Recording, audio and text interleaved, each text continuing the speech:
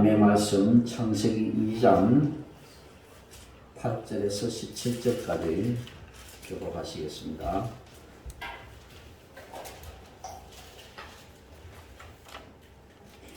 창세기 2장 8절에서 11절까지 17절까지 교독합니다.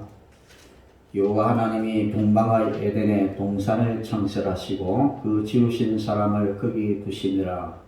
여호와 하나님이 그 땅에서 고기 아름답고 먹기에 좋은 나무가 나게 하시니 동산 가운데에는 생명나무와 선악을 알게 하는 나무도 있더라. 강이 에덴에서 흘러나와 동산을 적시고 거기서부터 갈라져 네 근원이 되었으니 첫째 이름은 가수라.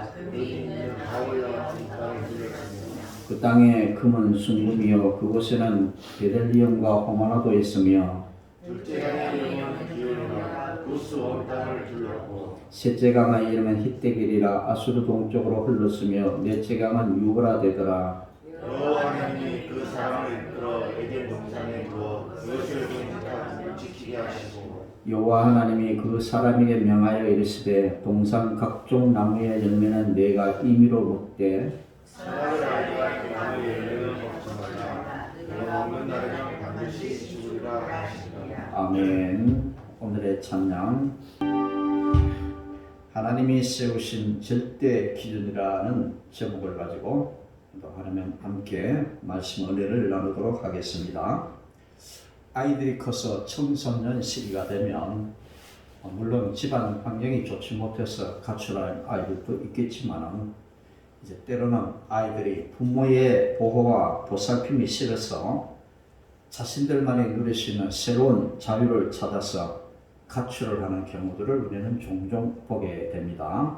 마찬가지로 우리가 신앙생활하는 우리 하나님의 자녀들도 때때로 우리가 권태기를 맞아서 교회에 드나드는 것이 싫고 신앙생활하는 것이 실증이 나서 세상을 향해 떠나가는 그런 하나님의 자녀들을 우리는 종종 보게 됩니다.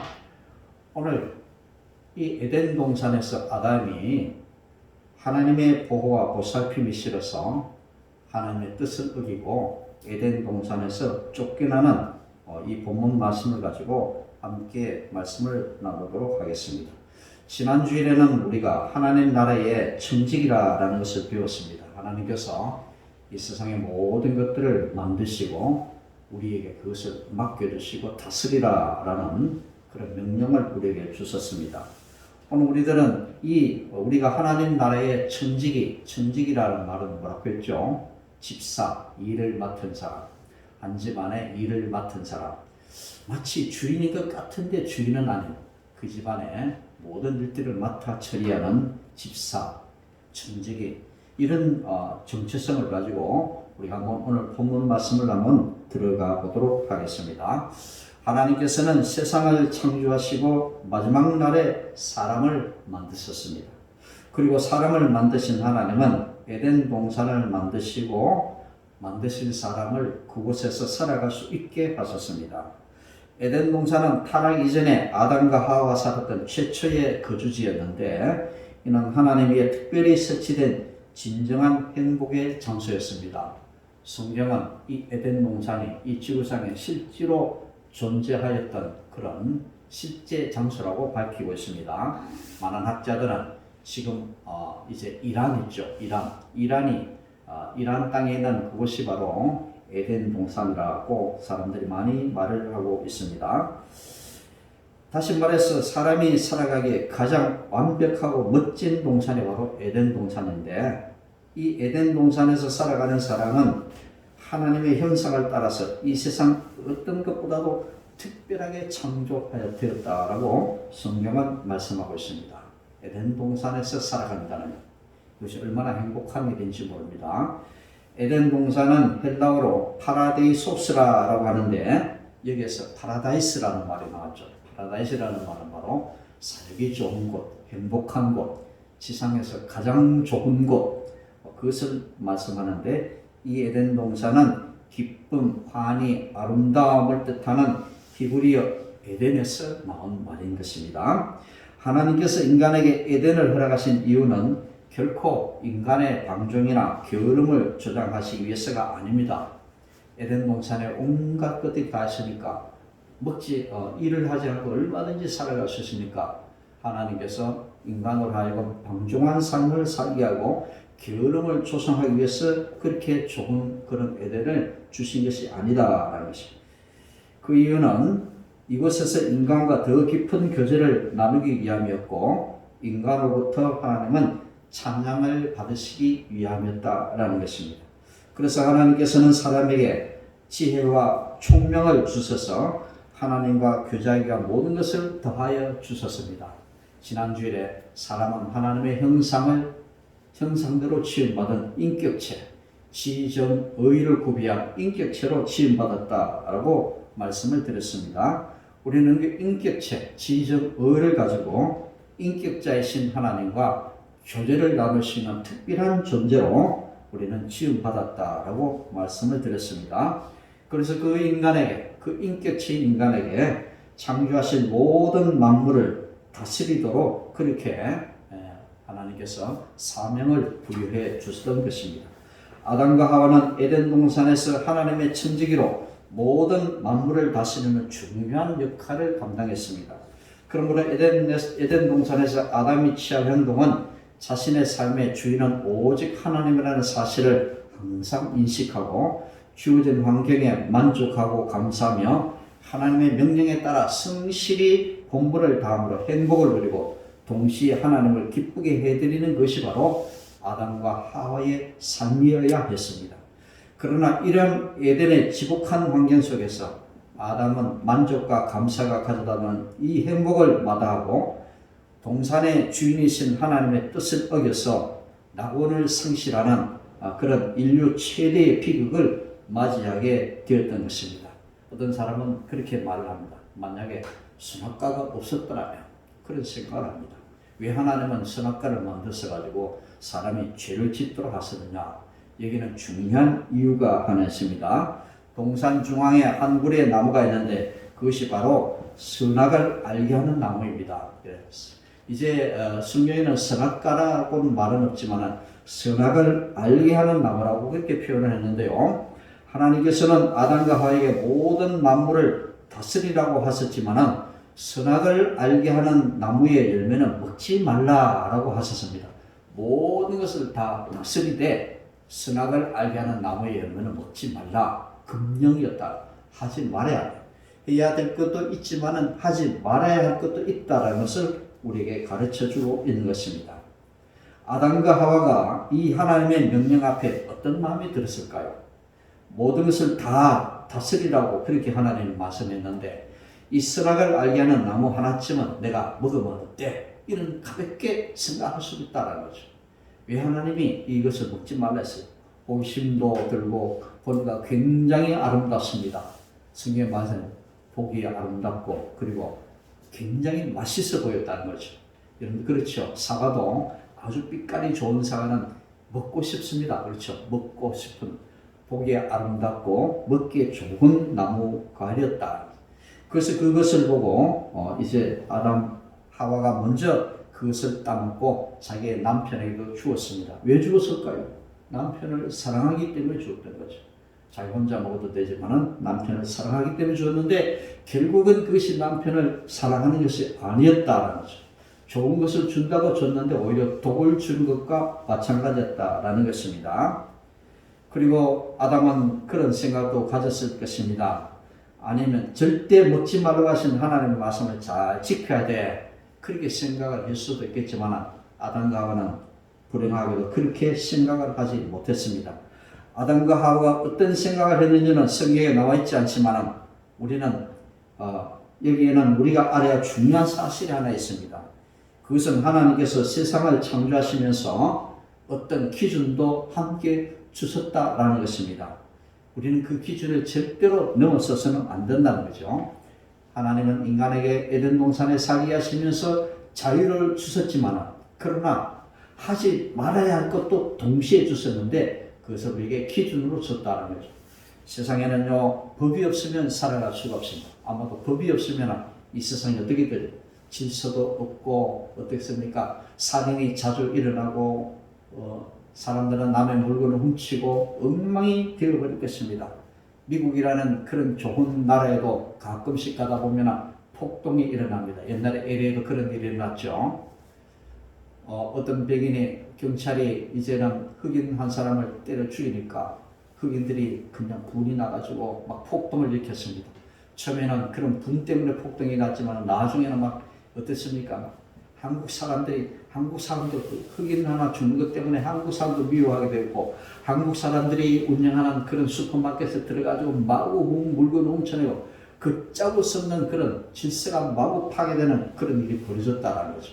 미국같이 그렇게 살기 좋은 나라인데도 불구하고 그렇게 법이 질서가 무너지니까 그 사회가 엉망이 되어버렸다는 것을 우리는 그것을 볼 수가 있었습니다. 그렇습니다. 그래서 하나님께서는 우리가 에덴 동산에서 살아가게 하시며 동시에 어떤 기준을 썼다. 이 기준을 어기면 안 된다라는 것을 우리에게 가르쳐 주신 것입니다. 가정에서도 기준이 있습니다. 금령이 있죠. 모든 것을 다 해야 되지만 하지 말아야 할 것도 있다는 거죠. 그래서 가정에서도 질서를 잘 지킬 때에 그 가정은 행복한 가정이 될 수가 있다. 모든 가족 구성원들이 자기 생각대로 자기 마음대로 하면 아이들은 부모에 대해서 예의도 없이 대들고 그저 부모에게 그냥 달라고 하는 그런 가정이 된다면 그 가정은 불행한 가정이 될 것입니다. 예의도 살아있고 윤리도 살아있고 질서도 지키는 그런 가정이라면 좋은 가정이 될 수 있겠지만 가정에서의 이런 기준을 무시하고 막 무한정으로 자유를 누린다면 그 가정은 행복한 가정이 될 수가 없을 것입니다. 바다에 있습니다. 바다는 물로 가득 차 있습니다. 물로 가득 찬 바다에는 물속에서만 살 수 있는 식물들과 물속을 헤엄치는 물고기들이 함께 살고 있는데 어느 날 물속의 물고기와 식물들이 기준을 어기기 시작합니다. 물속에 있는 물고기가 답답하다고 육지로 올라왔습니다.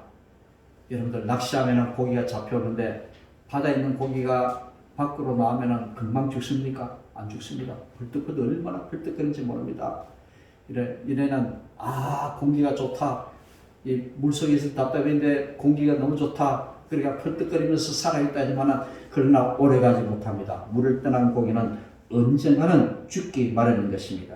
기준을 어기면은 이는 죽을 수밖에 없다라는 것입니다. 아마도 물고기와 물속 식물들은 그렇게 되면 살 수가 없을 것입니다. 그뿐 아니라 하나님께서 아름답게 창조하신 천지 만물의 질서가 사라지게 될 것입니다. 이렇게 질서가 없어질 때 세상은 아름답지 못할 것이고 세상을 창조하실 때 하나님께서 말씀하셨던 보시기에 심히 좋았더라는 이 모습은 찾아볼 수가 없을 것입니다. 그래서 하나님께서 세상을 만드실 때 기준을 만들어 줬다는 겁니다. 요즘 국회에 포괄적 차별금지법이라는 그런 법안이 상정이 되었습니다. 얼마 안 있으면 이 법이 통과가 될지도 모릅니다. 이제는 기독교에서 굉장히 이 법을 반대를 하지만 결국에는 아마 이 법이 통과가 될 것입니다. 이 포괄적 차별금지법은 소수 인권을 존중하는 그 의미에서 이 법안이 만들어졌는데 거기는 독소 조항이 하나 들어있습니다. 동성애자들도 존중하라는 거죠. 동성애자들 그런 성별, 장애 그리고 출신, 나이에 모든 사람은 평등하다라고 했는데 동성애자들도 어떻게 존중해 주라는 그런 법이 거기에 하나 들어가 있습니다. 이것 때문에 무엇은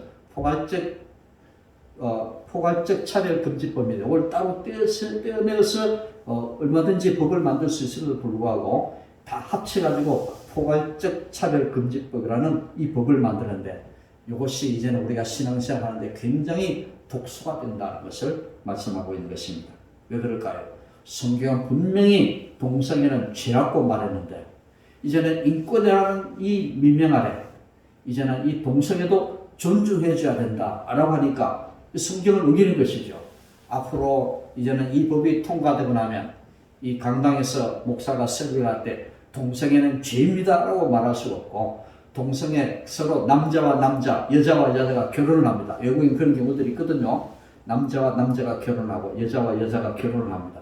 그렇게 결혼하는데 이 남자와 남자가 결혼하고 여자와 여자가 결혼하면서 이제는 제과점에 와가지고 생일 결혼 케이크를 하나 만들어주세요 하면 어디에 필요합니까? 결혼 케이크입니다. 우리 둘이 결혼합니다 할 때. 그 제과점 주인이 저는 기독교인인데 만들어 줄 수가 없습니다 라고 하면은 그 고발하면은 이제는 그 법에 저촉되기 때문에 구속이 될 수도 있는 그런 때가 온다라는 것입니다. 그러니까 하나님이 세우신 이 질서를 무너뜨리는 이 법이 통과되고 나면은 이 세상이 어떤 세상이 되어질까요? 질서가 무너지고 하나님이 지으신 아름다운 세상, 보시기에 심히 좋았다라는 이 세상의 질서가 사라지게 된다라는 것입니다. 하나님께서 사람에게 만물을 다스리는 권세를 허락해 주셨습니다. 그런데 그 기준이 없어지면 어떻게 될까요? 어느 날 동네를 지나가는데 개 한 마리가 여러분들에게 배가 고프다고 라면 하나 끓여오라고 하면 어떻게 될까요? 아니면 지나가던 개나 고양이가 사람들이 사는 모습이 엉망이라며 자신들이 운전을 하거나 사람들을 통제하면 어떻게 될까요? 질서가 무너지게 되는 겁니다. 오래전에 혹성탈출이라는 영화가 있어요. 제가 어릴 때 이 영화를 몇 번이나 봤는데요. 이 혹성탈출이라는 이 말은 어느 날 이제는 그 우주인들이 저 우주로 갔다가 이제 아주 오랜 시간이 흘러가지고 몇천 년 지나가지고 다시 지구로 돌아왔는데 지구에 돌아오니까 사람들이 없어요. 사람들이 없고 어느 지역에 가니까 원숭이들이 사람을 대신해서 원숭이들이 사람을 감옥에다 가둬놓고 원숭이들이 세상을 지배하는 그런 영화였는데요. 완전히 이제는 사람이 세상을 다스리는 것이 아니라 원숭이가 지구를 다스리고 있는 그런 모습, 질서가 완전히 파괴되었다는 거죠. 그런 시대를 맞이하게 된다라는 것입니다. 이것은 인간의 통치권을 잃게 된 모습을 우리에게 보여주는 단편적인 이야기들인데 우리는 하나님께서 세상을 만드실 때 하나님의 명확한 기준이 있었다는 사실을 우리는 꼭 기억을 해야 될 것입니다. 그렇다면 하나님과 사람의 기준은 무엇일까요? 16절과 17절에 말씀을 하고 있습니다. 여호와 하나님이 그 사람에게 명하여 이르시되 동상 각종 나무의 열매는 내가 임의로 먹되 선악을 알게 하는 나무의 열매는 먹지 말라. 내가 먹는 날에는 반드시 죽으리라 하시니라. 그 기준은 바로 선악을 알게 하는 나무였습니다. 하나님께서는 왜 먹지도 못하는 선악을 알게 하는 나무를 만드셨을까요?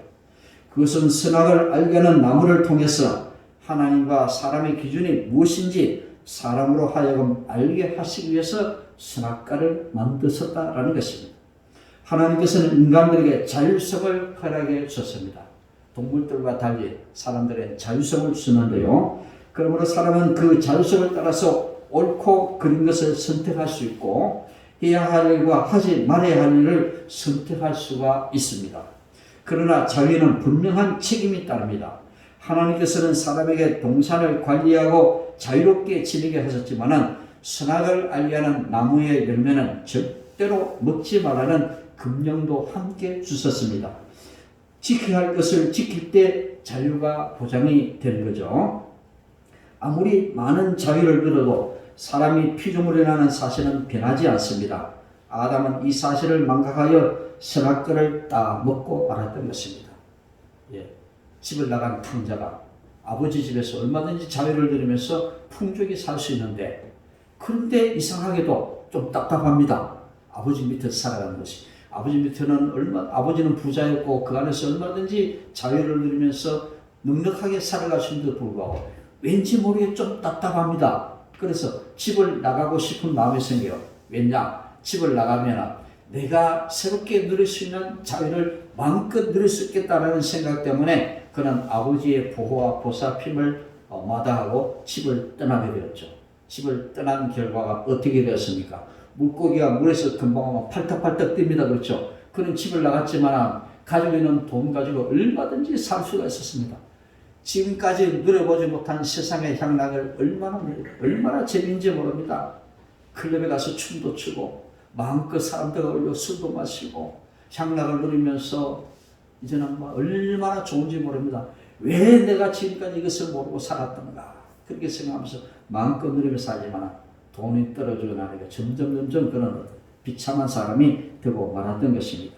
그렇습니다. 분명히 가정에서 주어진 그 기준을 무시하고 집을 떠날 때에 이제는 그에게는 불행이 오게 되었던 것입니다. 그렇습니다. 그래서 우리에게 주어진 이 자율성을 가지고 우리는 옳은 선택을 해야 되는데 우리는 그것을 지키지 못할 때에 우리는 불행을 당할 수밖에 없는 것입니다. 이처럼 하나님 나라를 섬기도록 명령받은 아담과 하와에게 선악을 알게 하는 나무는 중요한 기준이 되었습니다. 모든 것을 다스리고 이름을 지어주며 먹고 누릴 수 있었지만 선악을 알게 하는 나무는 그럴 수 없다는 사실을 통해서 하나님은 창조주시고 우리는 그의 피조물이라는 사실을 기억하게 하는 것입니다. 그러나 하나님이 먹지 말라고 하신 선악을 알게 하는 나무의 열매를 먹음으로 인해서 아담과 하와는 죄를 범하고 타락하게 되었습니다. 하나님께서 설정해 놓으신 기준을 어기는 것은 결국 하나님의 말씀에 불순종하는 것이고 그것은 결국 타락으로 이어지게 되는 것입니다. 그리고 그 결과로 아담과 하와는 반드시 죽으려는 하나님의 말씀과 같이 죽음을 피할 수 없게 되어졌던 것입니다. 이처럼 하나님의 기준을 어기고 선을 넘어 스스로 기준을 만들고자 하는 모든 노력과 생각과 행동과 말은 하나님의 기준을 어기는 행위이고 죄라는 사실을 우리는 잊지 말아야 할 것입니다. 때때로 우리가 신앙의 권태기를 느낍니다. 에덴 동산에서 살아가는 것이 너무나 답답할 때가 있습니다. 나도 하나님처럼 되고 싶다. 그 뛰어넘으면 안 되는 그 욕심, 그 욕망 때문에 우리는 결국은 먹지 말아야 할 선악을 알게 하는 나무를 먹게 되는 것입니다. 오늘날도 우리가 살아가고 있는 이 세상 삶 가운데는 선악과가 반드시 존재하고 있습니다. 하나님이 세우신 그 기준이 분명히 존재하고 있습니다. 아무리 급하고 중요한 일이 있다 해도 우리는 교통신호를 무시하고 횡단보도를 건너면 안 되는 것 같이 우리는 그 기준을 무시해서는 안 되는 것입니다. 왜 횡단보도를 건너면 안 될까요? 왜 교통신호를 무시하면 안 될까요? 그 이유는 바로 우리가 차와 충돌할 경우 다치기도 하고 소중한 생명을 잃을 수도 있기 때문인 것입니다. 그렇습니다. 그래서 신호등과 횡단보도는 우리를 보호해주는 기준인 것입니다. 그래서 기준이 필요한 것입니다. 그렇죠. 그래서 신호를 무시하고 그냥 아무 때 건너면 언제 우리가 죽음을 당할지 모르는 것이죠. 우리 하나님께서도 마찬가지입니다. 하나님께서는 선악을 알게 하는 나무를 통해서 하나님이 우리의 창조시고 우리가 그분의 창조물이라는 사실을 우리가 기억하기를 원하시는 것입니다. 그리고 우리가 하나님의 기준으로 이 세상에서 대리 통치자로 살아가기를 원하시는 것입니다. 이 세상을 다스리라고 말했지 우리는 하나님의 기준을 어기며 살아가로 그렇게 말씀하는 것은 아니라는 것입니다. 여러분들이 있는 학교와 가정과 교회가 바로 여러분의 통치권이 미치는 공간입니다. 하나님의 기준을 정확하게 알고 하나님의 원리대로 세상을 다스리는 것이 바로 우리의 할 일임을 꼭 기억하시기를 바랍니다. 사람은 성숙할수록 자율적인 행동을 합니다. 어린아이 때는 일일이 이제는 부모의 간섭을 받아야 하는 그런 삶을 살아갑니다. 하지만 사춘기를 거쳐서 성인이 되면 우리는 스스로 판단하고 책임질 줄 아는 성숙한 인격으로 자라나게 되는 것입니다. 우리 앞에는 늘 선택이 기다리고 있습니다. 예수님께서는 이 사실을 문을 통해 가르쳐 주셨는데 마태복음 7장 13절과 14절의 말씀 좁은 문으로 들어가라 멸망으로 인도하는 문은 크고 그 길이 넓어 그리로 들어가는 자가 많고 생명으로 인도하는 문은 좁고 길이 협착하여 찾는 자가 적음이라 말씀했습니다. 우리에게는 두 가지 길이 있다라고 말씀했습니다. 하나는 큰 문이라 하십니다. 그리고 하나는 좁은 문이라고 했습니다. 넓은 문으로 들어가는 사람은 많지만은 좁은 문으로 들어가는 사람은 그리 많지 않다라고 했습니다. 좁은 문으로 들어가라 멸망으로 인도하는 문은 크고 그 길이 넓다라고 했는데 그 길로 들어가는 자가 많고 생명으로 인도하는 문은 좁고 길이 협착하여 찾는 자가 적다라고 말씀을 하셨습니다. 요즘같이 어려울 때일수록 우리는 더욱 하나님의 말씀을 묵상하여 그 말씀을 따라서 올바른 판단을 내려야 할 것입니다.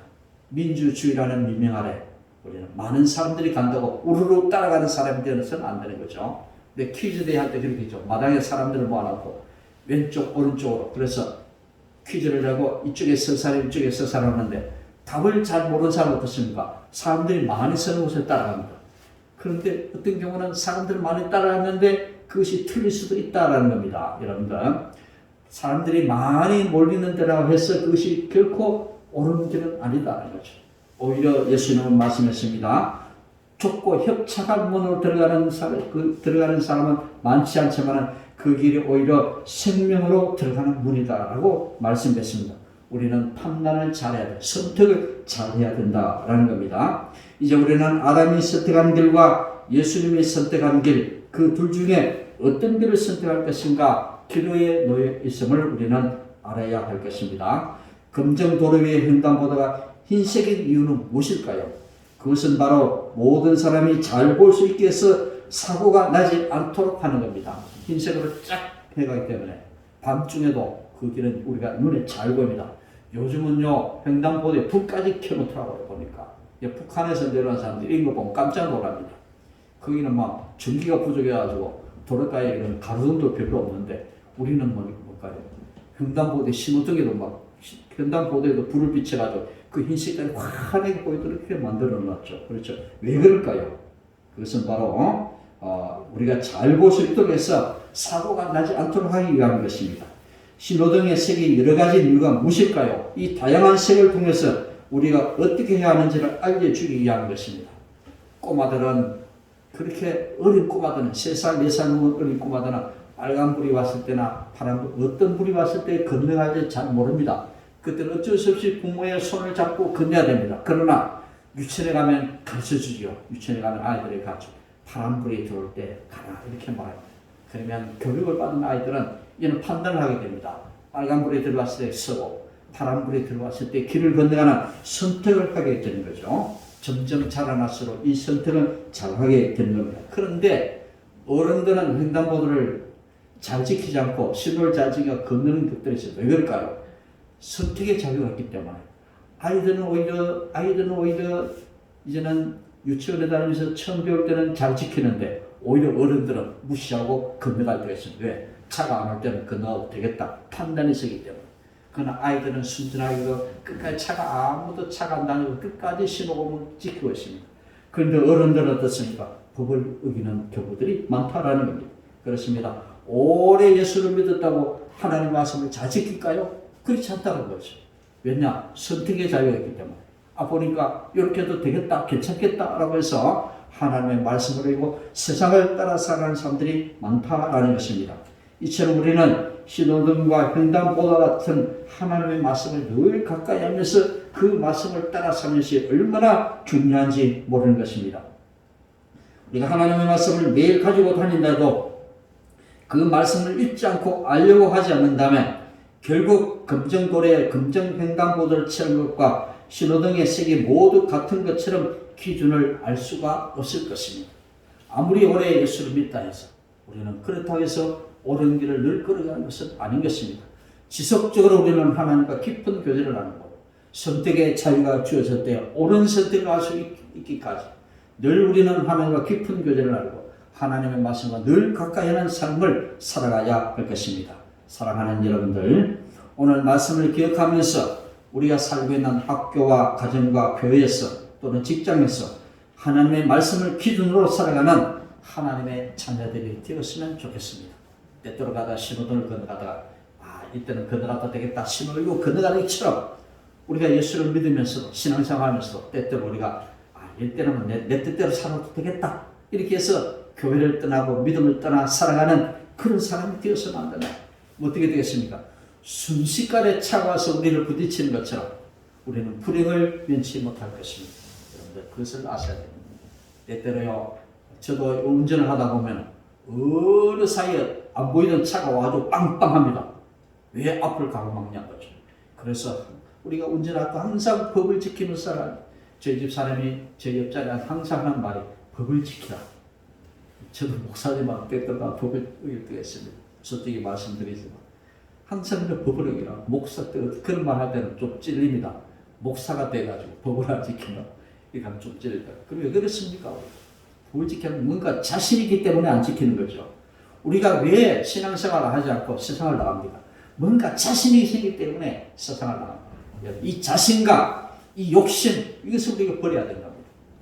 우리는 순진한 어린아이처럼 신호등만 바라보고 하나님의 말씀만 바라보고 살아가는 우리들이 되어야 할 것입니다. 좀 답답해도 좀 우리가 더디더라도 하나님의 말씀, 그 신호등을 바라보면서 그 신호등을 바라보면서 기다릴 줄 아는 우리는 그런 삶을 살아가야 하겠습니다. 하나님 나라의 천직인 여러분 모두가 하나님 말씀대로 살아가야 한다는 것을 기억하면서 하나님의 말씀으로 살아가시기를 바랍니다.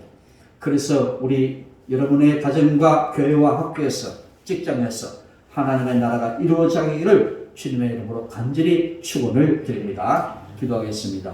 좋으신 하나님 은혜를 감사드립니다. 오늘도 오셔서 말씀해 주시고